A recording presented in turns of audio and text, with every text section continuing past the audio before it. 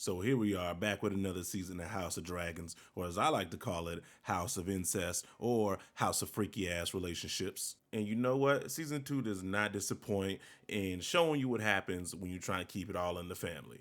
All right, so if you remember from the last season, Rhaenyra's middle son got ate up by that dragon. So obviously now shit's about to pop off in the realm. And so the older son goes up north to talk to the Starks, and it's the first time we really get to see it looking like everybody's favorite family. So anyway, he's like, war's coming, we need y'all help.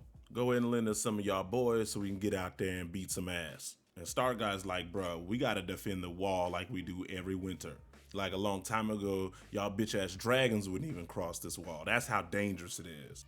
Then he was like, but you know what? I'll send you some of our old niggas and maybe they'll help y'all out. But all the real ones gotta stay here. Now we switch to Daemon, he's like, yo, let's ride out right now and go kill that dragon and the nigga that was riding it. But Rhaenys was like, nah, chill. The queen is grieving right now. Like, you need to relax, my brother. Like, the queen don't even know if her son really dead. And you know, in their tradition, they like to burn their dead bodies and shit. So that's important to him. But Daemon looking at her like, yo, her son would still be alive if you would have killed him when you had a dragon in their face. He looking at her like this the whole time he's saying it. Now, the queen, you know, her king died not too long ago, so she should be sad and shit too. But when we cut to her, she's riding the knight's face, which, you know what, I'm all in favor of, by the way. And it's a smart move, you know what I'm saying? Because she's the queen. If she gets caught, like, getting pregnant with somebody else's kid, it's all going to be bad politically, right? So, you know, don't use the dick, use the face. But then after she looks at him and she says, we cannot. Again.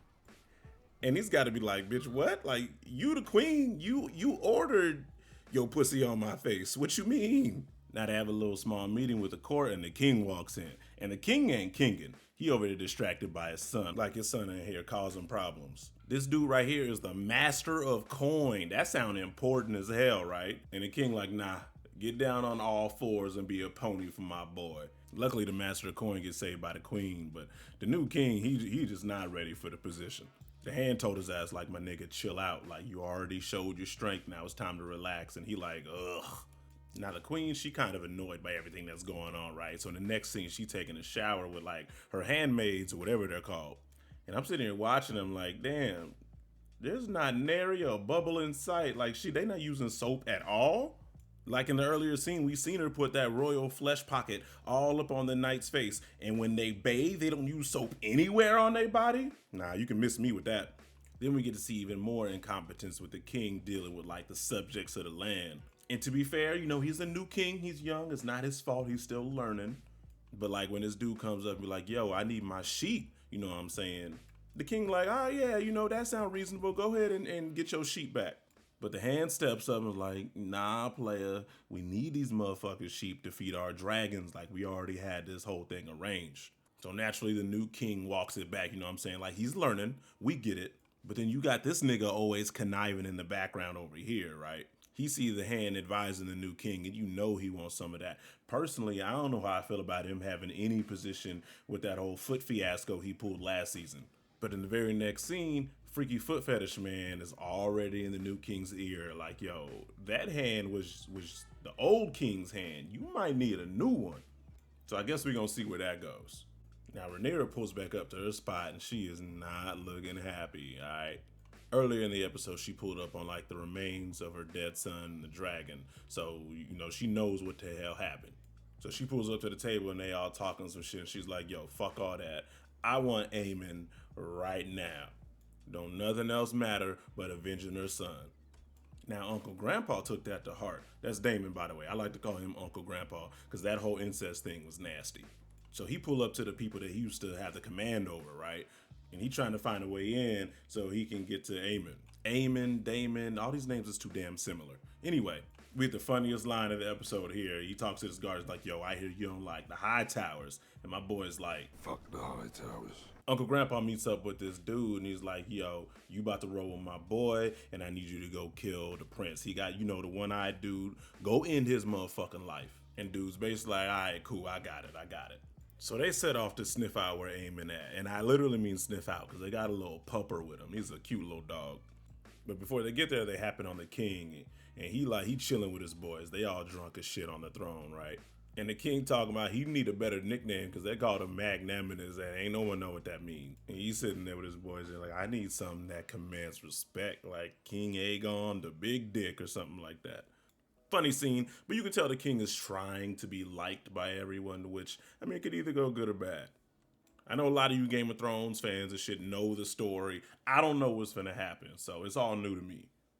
Anyway, the small guy that's supposed to go kill Aemon, the big dude hems him up because he feels like he's not actually going to do his job. So the big dude scares him back on the right track, right? And the little dude goes and kicks the damn dog. Now, I don't like that shit. I rewound it a couple times to watch it back too to see if it was CGI or not. And it looked like the kick part was CGI, so I'm gonna give them a pass for now. But if they out there kicking real dogs, we finna have some issues. So in their search, they don't find Aemon like they're looking for, but they find the new king's wife and his kids, meaning technically they would be the new heirs to the throne, right? And our two Home Alone bandits now are like, hey, you know what, fuck it, that's gonna be good enough. They take the wife hostage and like, yo, we're here to kill one of your kids, so you just shut the fuck up. But as a matter of fact, both of your kids look like girls, so which one is the boy? They ask her this, and then she's like, I have a necklace. so dude snatches that shit right off her chest. Like, we want one of your kids and you think a necklace made of yarn is gonna suffice, bitch? So they ask her which one's the boy. She chooses. They feel like that she's telling the truth, so they end up killing that one. And I'm wondering, like, I mean, couldn't y'all just check to see which one was a boy or a girl? Like, it's really not that hard. Y'all have done worse already. The show has done worse. And it just would have made more sense if they really trying to get a job done, you know? But I digress. Another question, where are all the damn guards? Like, there's like 0 guards on their way to the damn like royal chambers. None of this shit making sense to me. Anyway, so they choose one of the kids to kill and we hear some visceral ass sounds. And the new queen lady runs away with the other one and she runs into the old queen's room. And she in there riding dick like her life depends on it, boy. But then earlier we was just saying like, you know, she the queen, she shouldn't be fucking no one because if she gets pregnant again, or whatever, it'll cause a whole mess. But nah, really, she over here collecting dick like it's trophies. I guess that tongue was so good she wanted to know what the rest feel like. But yeah, new season off to an interesting start. Shit probably gonna pop off between the two houses or families or whatever. And yo, you know, let's see what happens. If y'all like the style of video, I can try and do these weekly with every new episode. Let me know what you think, and I'll see y'all next time.